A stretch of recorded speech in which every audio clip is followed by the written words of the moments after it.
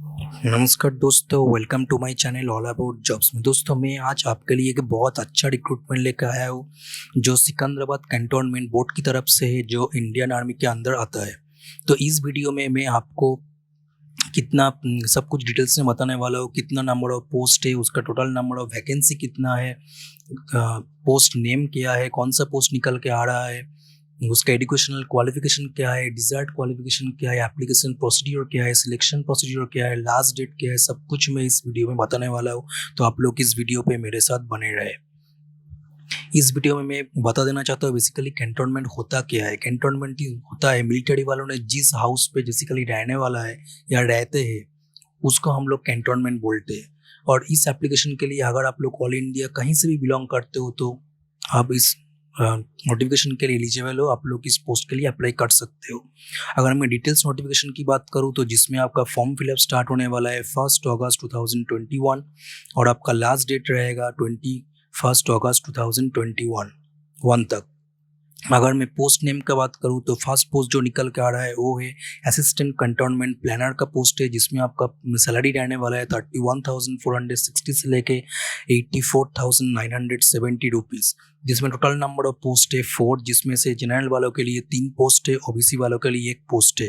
अगर जनरल वालों के लिए जो भी पोस्ट है उसके एज लिमिट की बात करूँ तो 18 to 25 ईयर्स तक रखा गया है। ओबीसी वालों के लिए 18 to 28 ईयर्स तक रखा गया है। अगर मैं एजुकेशन क्वालिफिकेशन की बात करूँ तो जिसमें BE B Tech in civil engineering मांग लिया गया है।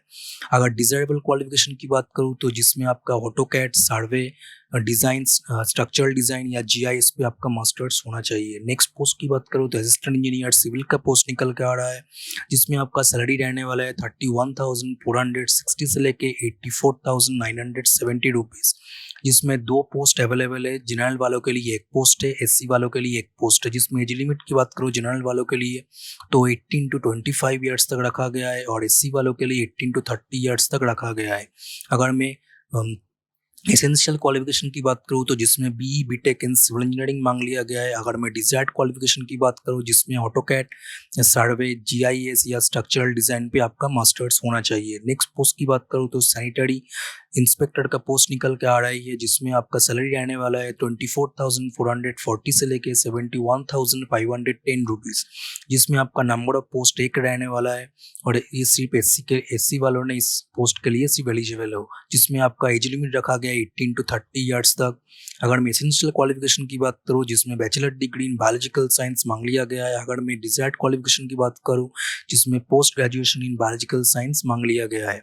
नेक्स्ट पोस्ट की बात करते हैं जिसमें असिस्टेंट मेडिकल ऑफिसर का पोस्ट निकल के आ रहा है, जिसमें आपका सैलरी रहने वाला है 40,270 से लेकर 93,780 रुपीज़।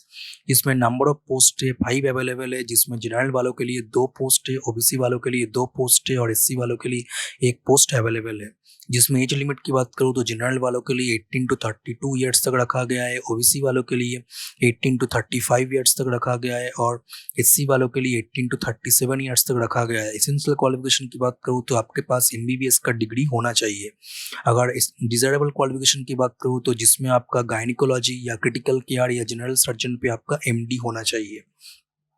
नेक्स्ट पोस्ट की बात करें तो फार्मासिस्ट का पोस्ट निकल के आ रहा है, जिसमें आपका सैलरी रहने वाला है 21,230 से लेके 63,010 रुपीज़ आपका रहने वाला है। जिसमें नंबर ऑफ पोस्ट की बात करूँ तो 2 पोस्ट निकल के आ रहा है, जिसमें ओबीसी वालों के लिए 1 पोस्ट है और एससी वालों के लिए 1 पोस्ट है। एज लिमिट की बात करूँ तो ओबीसी वालों के लिए 18 to 28 ईयर्स तक रखा गया है, एससी वालों के लिए 18 to 30 ईयर्स रखा गया है। अगर मैं एसेंशियल क्वालिफिकेशन की बात करूँ तो डी फार्म मांग लिया गया है।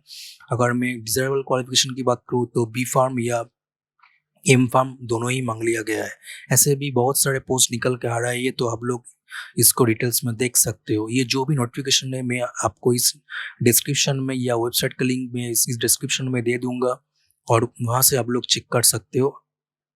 अगर आपका एज लिमिट 25 ईयर्स के अंदर है तो आप लोग इसमें जरूर अप्लाई कर देना, बिकॉज ये पोस्ट बहुत बहुत बहुत ही अच्छा पोस्ट है। अगर आप लोग ओबीसी कैंडिडेट हो या एससी एसटी कैंडिडेट हो या पीडब्ल्यूडी कैंडिडेट हो, उसके लिए आपको एज रिलैक्सेशन मिल जाएगा। ओबीसी वालों के लिए 3 साल का एज रिलैक्सेशन दिया है, एससी एसटी वालों के लिए 5 साल का और डिजायरेबल और डिसेबल कैंडिडेट के लिए 10 साल का एक्सपीरियंस 10 साल का एज रिलैक्सेशन आपको दिया जाएगा। अगर मोड ऑफ सिलेक्शन की बात करूँ, जिसमें आपका एक सीबीटी यानी कि कंप्यूटर बेस्ड एग्जामिनेशन होने वाला है, और उसमें जो क्वेश्चन पेपर आने वाला है उसका क्वेश्चन पेपर आपको इंग्लिश पे रहने वाला है। अगर आप लोग इस एग्जाम में क्वालिफाई कर जाते हो या कट ऑफ क्लियर कर देते हो, उसके बाद आपका इसमें ज्वाइनिंग हो जाएगा। उसके लिए कोई भी इंटरव्यू इसमें रखा नहीं गया है। अगर मैं सीबीटी की बात करूँ, उसमें जो भी आप लोग क्वेश्चन आने वाला है, अगर उसमें आप लोग एक क्वेश्चन गलती कर देते हो तो उसके लिए आपको 1/4 मार्क्स डिडक्ट हो जाएगा। अगर मैं एग्जामिनेशन का क्वेश्चन पेपर का बात करूँ तो उसमें आपका नॉन टेक्निकल टेक्निकल दोनों ही रहने वाला है। अगर मैं नॉन टेक्निकल की बात करूँ तो ऑलमोस्ट सबके लिए सेम ही है। मैं एक नॉन टेक्निकल की बात करूँ तो जिसमें जनरल इंटेलिजेंस या रीजनिंग रहने वाला है, जनरल अवेयरनेस रहने वाला है, numerical aptitude and English comprehension रहने वाला है। अगर मैं टेक्निकल पोस्ट की बात करूँ तो फर्स्ट पोस्ट में आपका सिविल इंजीनियरिंग रहने वाला है, जिसमें नंबर ऑफ क्वेश्चन की बात करूँ तो 120 क्वेश्चन रहने वाला है। अगर मैं ड्यूरेशन ऑफ एग्जामिनेशन की बात करूँ तो 100 मिनट यानी कि 1 आवर 40 मिनट सबका रहने वाला है। नेक्स्ट पोस्ट के लिए जो टेक्निकल पार्ट रहने वाला है वो हो गया बायोलॉजिकल साइंस, सैनिटरी इंस्पेक्टर और ट्रेनिंग कोर्स से आपका टेक्निकल पोर्शन रहने वाला है, और non technical portion almost same ही है हर एक पोस्ट के लिए। अगर मैं नंबर ऑफ क्वेश्चंस की बात करूँ तो 120 क्वेश्चंस रहने वाला है, या एग्जाम ड्यूरेशन की बात करूँ तो 100 मिनट आपका एग्जाम ड्यूरेशन रहने वाला है। नेक्स्ट नेक्स्ट पोस्ट में आपका जो टेक्निकल पोस्ट होगा वो मेडिकल कॉन्सेप्ट का होगा। अगर आपको नंबर ऑफ क्वेश्चंस की बात करो तो 120 क्वेश्चंस रहने वाला है। Total duration of the examination होगा 100 मिनट्स। नेक्स्ट फार्मेसी और नर्सिंग वालों के लिए टेक्निकल जो भी पार्ट होगा उसके लिए आपको फार्मेसी या नर्सिंग पे आपका टेक्निकल पोर्शन रहेगा। अगर मैं नंबर ऑफ क्वेश्चंस की बात करूँ तो 100 क्वेश्चंस आपका रहने वाला है। अगर मैं एग्जाम ड्यूरेशन की बात करूँ तो आपका एग्जाम ड्यूरेशन 90 मिनट्स रहने वाला है। ये सब कुछ डिटेल्स में दिया हुआ है, आप लोग इस नोटिफिकेशन पे देख लीजिएगा आपके हिसाब से। नेक्स्ट इसमें सिलेबस ऑफ एग्जामिनेशन दिया गया है। बेसिकली नॉन टेक्निकल वालों के लिए जो भी सिलेबस दिया गया है वो ऑलमोस्ट सेम ही है। हर एक एग्जाम के लिए जो भी नॉर्मल सिलेबस होता है वही सेम ही सिलेबस है।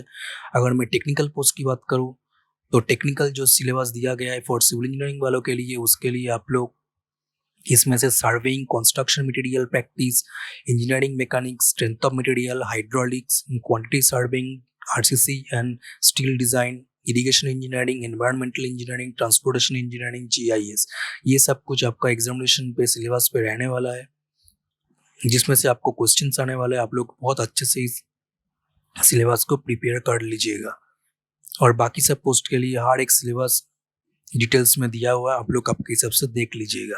अगर मैं एप्लीकेशन फीस की बात करूँ तो एप्लीकेशन फीस जनरल वालों के लिए 500 रुपीज़ रखा गया है, ओबीसी वालों के लिए भी 500 रुपीज़ रखा गया है, SC ST PWD कैंडिडेट के लिए 200 रुपीज़ रखा गया है। इसका नोटिफिकेशन का जो भी स्टार्टिंग डेट होगा वो है 1 अगस्त 2021 लास्ट होगा, और जो लास्ट डेट ऑफ एप्लीकेशन होगा 21 अगस्त 2021। मैं इसको फर्स्ट में ही आपको बोल चुका हूँ।